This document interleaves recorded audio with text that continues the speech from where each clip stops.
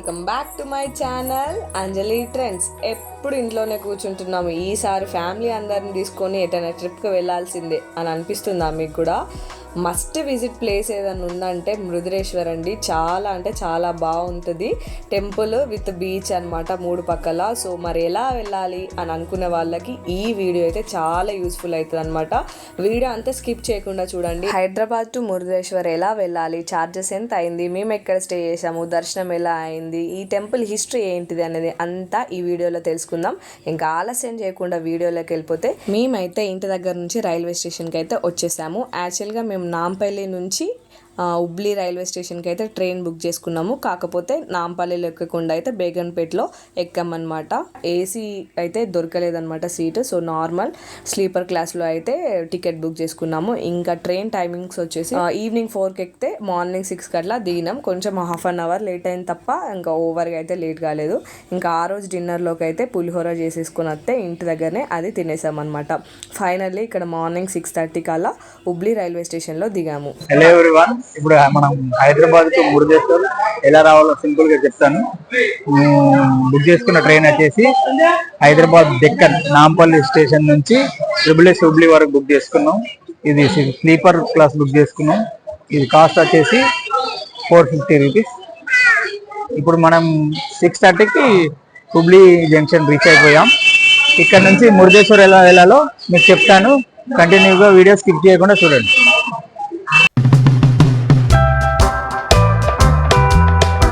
మామూలుగా మన స్టేషన్ లో అయితే ఈ ప్లాట్ఫామ్ దాటడానికి మామూలుగా అప్ స్టేర్స్ ఎక్కాల్సి ఉంటుంది. ఇది అయితే అలా లేదు, ఒక డౌన్ స్టేర్ ఉంది కిందికి. అలా రోడ్డుకు చూసుకుంటూ వెళ్ళిపోవడమే. ఇది బయటికి వెళ్ళే దారి.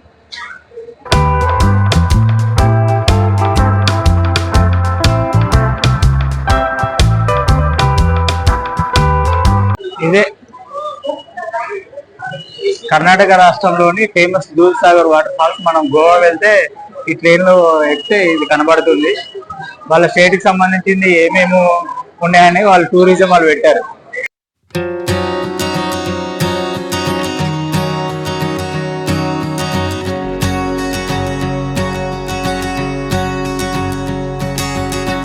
చూస్తున్నారు కదా, ఇదంతా హుబ్లీ రైల్వే స్టేషన్ అన్నమాట. ఇక్కడ రైల్వే స్టేషన్ బయటనే మనకైతే ఆటోస్ అయితే ఉంటాయి. ఒక్కరికి 50 రూపీస్ తీసుకొని అయితే మనల్ని బస్ స్టాండ్ లో దింపుతున్నారు. మేము వచ్చేసరికి అయితే మృదురేశ్వర్ డైరెక్ట్ బస్ అయితే దొరికింది.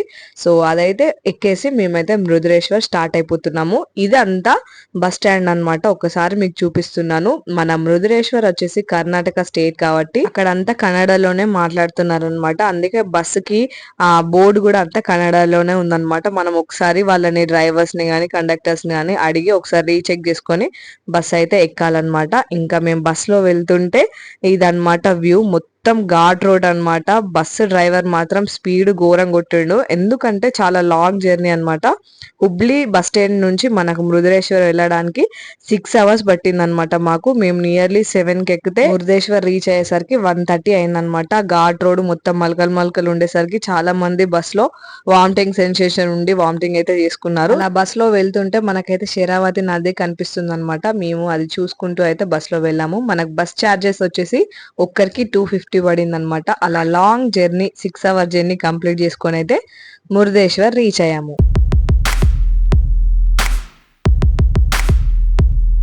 హైవే దగ్గరనే దింపేసింది అనమాట బస్సు. సో అక్కడ నుంచి అయితే 50 రూపీస్ ఇచ్చి ఆటోకి ఇంకా రూమ్స్ దగ్గరికి అయితే వచ్చేసాము.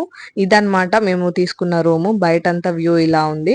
మేము ఆల్రెడీ రూమ్ తీసుకునేసరికి 2 అయిపోయింది. మేము ఆల్రెడీ 5:30 కల్లా రూమ్ చెక్అవుట్ చేసేస్తామని అంటే మాకైతే ఆ రూమ్ వచ్చేసి 500 రూపీస్ కి ఇచ్చారనమాట. జస్ట్ 3 అవర్స్ కే 500 రూపీస్ అనమాట.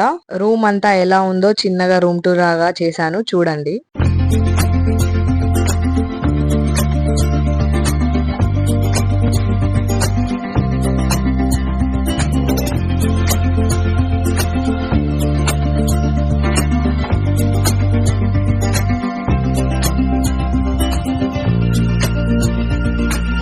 చూసారు కదా రూమ్ టూర్. ఇంకా ఫ్రెష్ అప్ అయిపోయి అయితే మేము లంచ్ చేయడానికి అయితే ఈ హోటల్ కి వచ్చేసాము. వెజ్ థాలీ తీసుకున్నాము.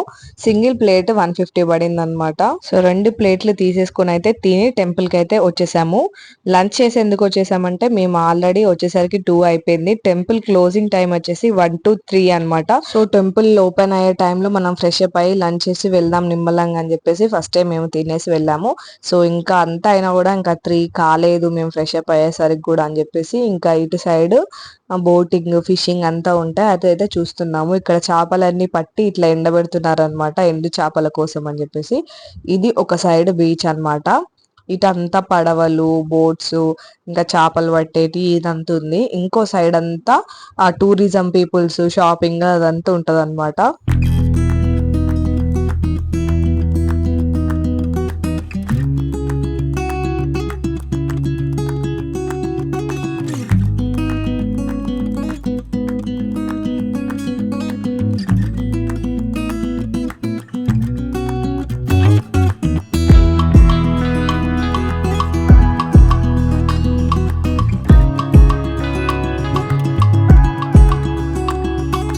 చూసారు కదా ఇది ఒక సైడ్ బీచ్ అన్నమాట. దర్శనం అయిపోయిన తర్వాత అయితే ఇంకో సైడ్ బీచ్ కి అయితే వెళ్దాము. మురుదేశ్వర్ అని అనగానే మనకు గుర్తుకొచ్చేది రాజగోపురం ఇంకా శివుడు స్టాచ్యూ అంతే కదా. ఈ రాజగోపురం వచ్చేసి మనకు ప్రపంచంలోనే 2వ ఎత్తైన రాజగోపురం అంట.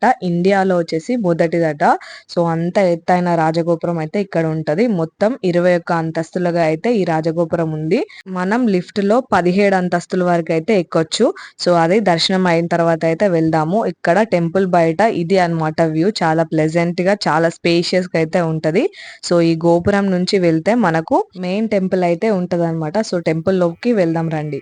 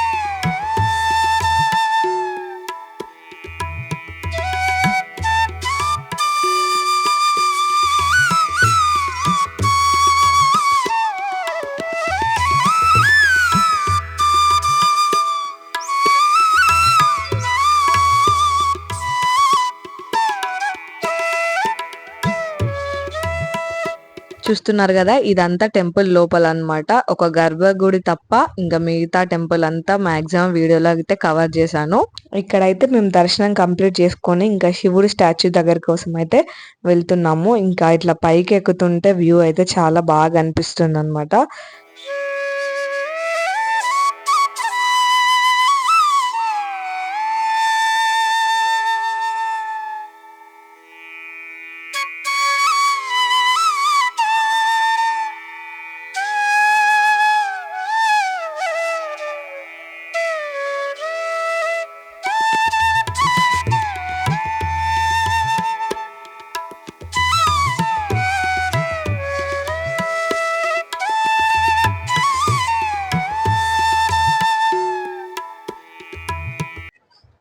హలో అందరికి, ఇప్పుడు మనం మురుదేశ్వర్లో ఉన్నాం.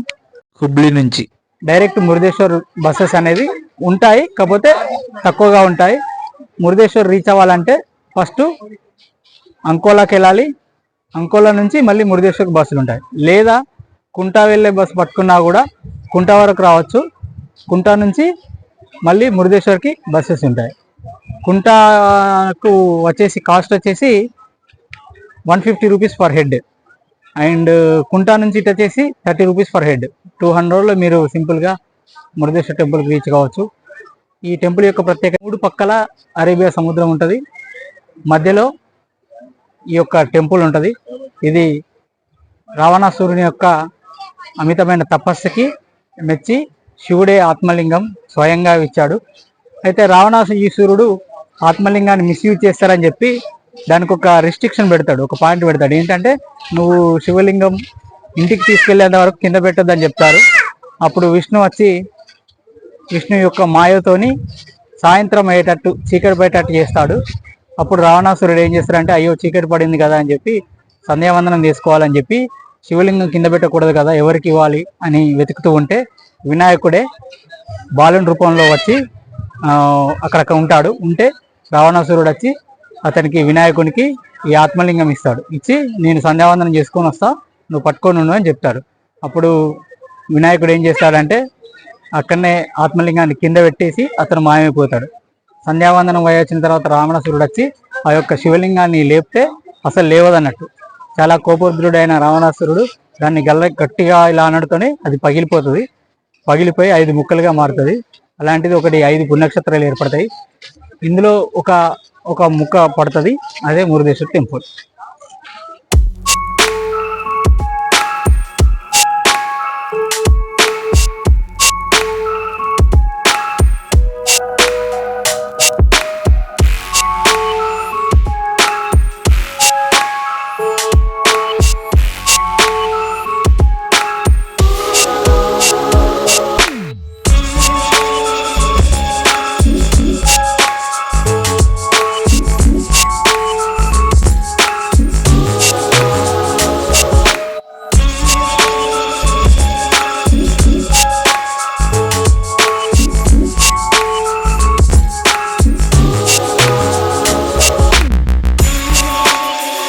చూశారు కదా శివుడు స్టాచ్యూ చుట్టూ వ్యూ ఎంత బాగుందో. ఇక్కడ చుట్కీ బాగా పోతున్నారు. నాకు బాగా చెప్తాంది, వాళ్ళిద్దరు పోతారు చూడండి, నేనే ఉండాలన్నట.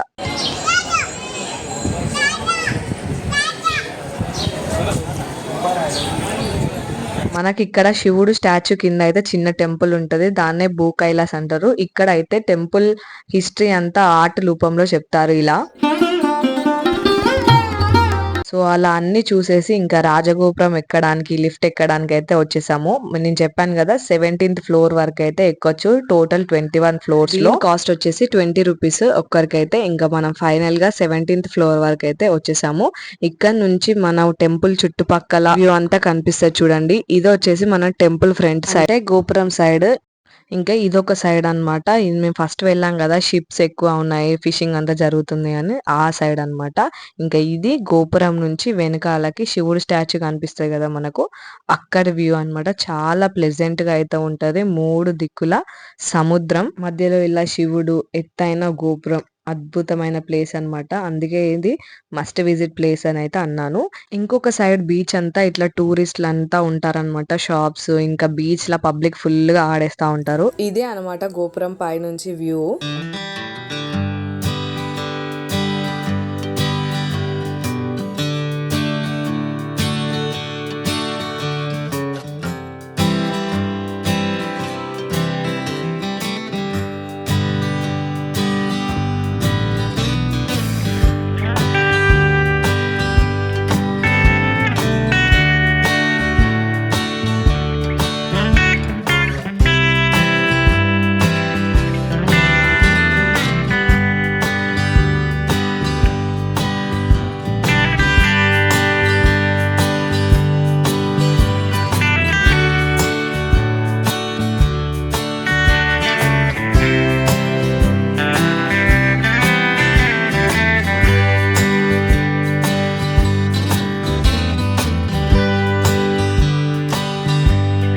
దర్శనం అయిపోయిన తర్వాత శివుడు స్టాచ్యూ దగ్గరికి వెళ్ళి చూసి దాని తర్వాత లిఫ్ట్ ఎక్కి అవన్నీ అయిపోయిన తర్వాత అయితే చివరికి ఇంకా బీచ్లోకి అయితే వచ్చేసామన్నమాట. ఇంకా మా చుట్కీ ఎగ్జైట్మెంట్ మామూలుగా లేదు. వాటర్ ఇంట్లో ఉంటేనే, బకెట్లలో ఉంటేనే ఫుల్ ఆడేస్తుంది. కొంచెం కూడా భయం లేకుండా అల్లలకు ఎదురుగా పోతుందన్నమాట. ఆపితే ఫుల్ ఏడ్చుడు. ఇంకా ఆమెను ఆగబట్టలేకనే అయిపోయింది. ఇంకా మేము ఆడింది ఏం లేదు కానీ ఆమెని చూసుకోవడమే సరిపోయింది అనమాట. సో బీచెస్ దగ్గర పిల్లలతో చాలా జాగ్రత్తగా జాగ్రత్తగా ఉండాలి కాబట్టి మేము ఆడడం ఫోటోలు వీడియోలు అన్ని పక్కన పెట్టి ఆమెను ఆడించుకుంటూ కూర్చున్నాం అనమాట. ఇంకా నేను ఇట్లా ఒడ్డుకి కూర్చోబెట్టి ఆడుకో అంటే అసలు ఆడుకోదు అనమాట, ముందుకే ఎక్కువ పోవాలని అట్లా ఏడుతుంది అనమాట. ఏడిపియడం ఎందుకని చెప్పేసి కొద్దిసేపు అయితే వదిలేసాము కానీ ఒక సైడ్ బావ ఒక సైడ్ నేనుండి అయితే చూసుకుంటా ఉన్నాము జాగ్రత్తగా. ఇంకా ఫ్రీ బర్ లెక్క ఫుల్ ఒక గంట ఆడుకుంది అనమాట.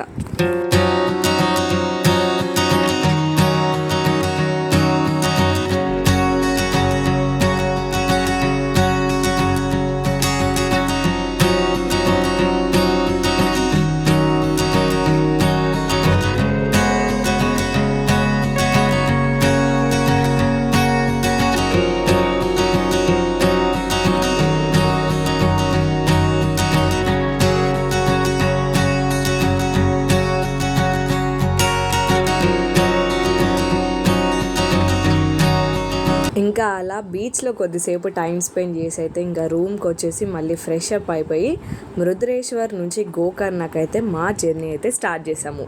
ఈ వీడియో ఇంతవరకు అయితే స్టాప్ చేస్తున్నాను అనమాట. డే 1 మృద్రేశ్వర్లో ఇలా అయితే కంప్లీట్ అయిపోయింది. డే 2 గోకర్ణలో అయితే స్టే చేయబోతున్నాను. ఆ వీడియో అయితే మన ఛానల్లో నెక్స్ట్ రాబోతుంది. అంతవరకు ఈ వీడియోని అయితే చూడండి. ఇంకా ఏమైనా డౌట్స్ ఉంటే కమెంట్ బాక్స్లో కమెంట్ చేయండి. అంతే ఈ వీడియో కనుక నచ్చినట్టయితే like, share and subscribe to my channel. Bye bye.